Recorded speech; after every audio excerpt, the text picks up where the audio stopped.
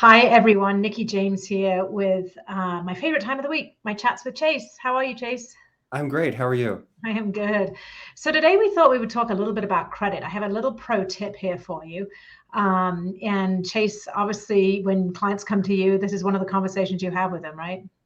Yes, they'll have questions.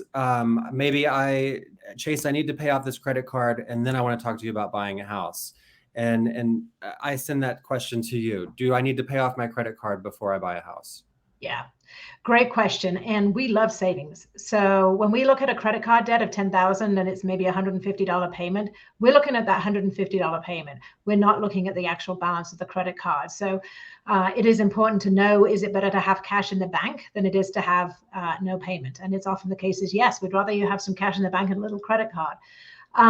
Don't want you to keep credit card debt. That can affect your score. And one pro tip is if you run up your credit card, let's say to $900 a month, and you have a $1,000 balance on that credit limit on that credit card, you're at 90% utilization. That actually hurts your score because we're looking at it saying, ooh, they're maxing out each month, they're maxing out the credit card. What we would prefer to see is that you pay it off throughout the month. So if you pay 300, 300, 300, you've still borrowed the same amount, you're just paying it over time.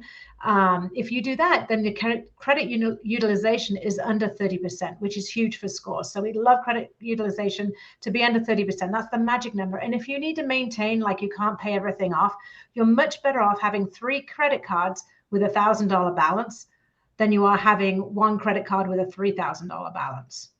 As long as that 1,000 is under 30% of whatever that 1 credit card limit is. So much better to spread the love, spread it across the credit cards. That's great advice because I think so many people like myself, we just have it on auto pay. So it's going to pay that balance off at the end of the month. But you're saying maybe schedule a payment on the 10th and the 5th or the 20th and then the 30th of the month. Absolutely. Absolutely. Makes a big difference.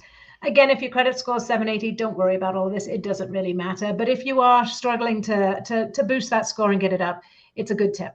Good pro tip Good for you. advice. All right, everybody. It was good to see you. We'll see you again next time. Thanks. Thank you.